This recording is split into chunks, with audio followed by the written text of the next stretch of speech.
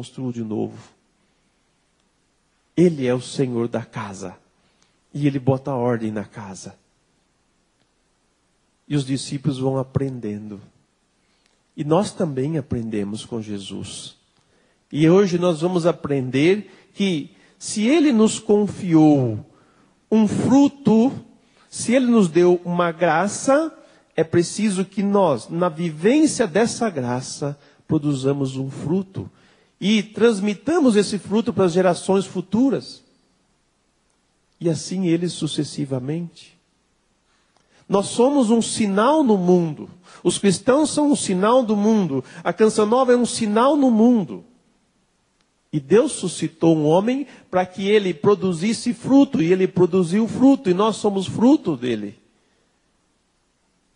E precisamos tornar esse fruto cada dia mais forte, cada dia mais consistente, para que nós transmitamos para as gerações futuras.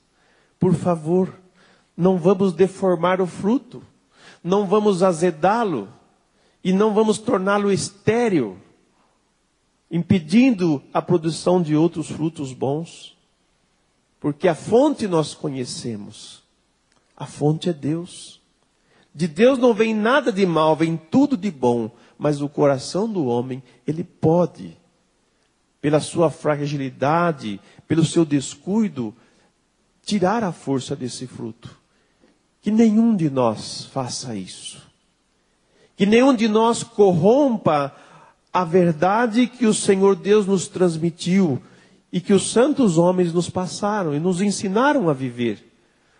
Como os santos antigos transmitiram para os seus filhos, para os seus netos, o ensinamento do Senhor, eram zelosos, eram cuidadosos, eram persistentes na instrução, na vivência dos ensinamentos do Senhor. Assim hoje nós também devemos ser. Assim a igreja de Jesus Cristo deve ser. Zelosos, cuidadosos. Como quem recebeu algo muito precioso, que é para mim, mas que também é para o outro. E para aqueles que vêm depois de mim. Eu já ouvi muitas vezes uma pergunta: o que nós vamos deixar para o nosso futuro? O que nós vamos comunicar para os nossos filhos? O que vamos deixar de herança para ele? Uns pensam em deixar grandes obras, grandes construções, grandes propriedades. E qual vai ser a propriedade que nós vamos deixar para os nossos descendentes?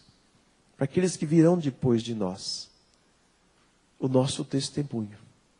A nossa vivência profunda da fé. A nossa entrega total a Deus.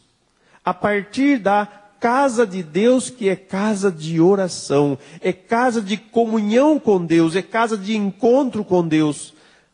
Ali se faz a experiência do amor de Deus, e ali se escuta a sua palavra.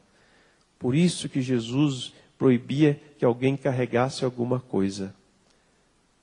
Porque ao entrar no templo, o único objeto, vou dizer assim, de interesse e de desejo do nosso coração é o próprio Deus. E com mais ninguém eu vou me encontrar. Ali eu não vou fazer comércio, ali eu não vou fazer fofoca, ali não vou fazer outra coisa senão o encontro com Deus.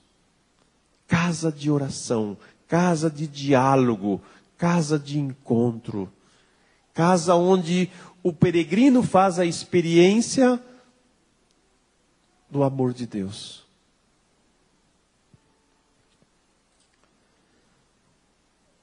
E os discípulos veem tudo isso. E contemplam depois a figueira seca. E Jesus os desperta mais ainda para a fé. Tende fé em Deus. Em verdade vos digo, se alguém disser a esta montanha, levanta-te e atira no mar, e não duvidar no seu coração, mas acreditar que isso vai acontecer, isso acontecerá. Nós aprendemos que a palavra de Deus é uma palavra irrevogável. E que a palavra de Deus é uma palavra firme. ela não muda, ela não altera o seu sentido. Ela está sempre produzindo novas situações. Ela está sempre produzindo novos frutos na vida dos seus filhos. Por ser palavra de Deus, é uma palavra eterna. É uma palavra que tem força de transformação. Por isso, a nossa fé em Deus nos leva também a realizar o que a palavra de Deus propõe para nós. Por isso que Jesus suscita uma fé inabalável, uma fé inquebrantável, uma fé que não vacila, mas porque Deus é fiel. E na fidelidade dele, e na minha fidelidade, eu lanço o desafio de transformar esta realidade. A fé transforma o nosso coração. E a fé também transforma a vida do irmão. Por isso vos digo, o que pedirdes na oração, acreditai que já o recebestes e assim o será. Quando estiverdes rezando, perdoai tudo o que tiverdes contra alguém, para que vosso Pai que está nos céus também perdoe os vossos pecados. Casa de Deus, casa de oração. Encontro da família com o Pai. Orar com fé. Orar com confiança. Porque Deus olha para o coração do orante. E conhecendo o coração do orante, o satisfaz com sua graça. Derrama sobre ele a sua misericórdia. Por isso, quando nós apresentarmos algo ao Senhor, apresentamos-nos com confiança, sem medo, sem retroceder. Será que o Senhor vai me dar? Será que o Senhor vai me conceder? Creia que sim. Tu és filho, tu és filha. Abandone com confiança. Acredite naquele a quem você ora, porque Ele é fiel. E Ele te convida também a ser fiel. E é nesse intercâmbio, nesse diálogo de amor, que Deus vai derramando sobre nós a sua graça. E nós vamos produzindo frutos cada vez maiores.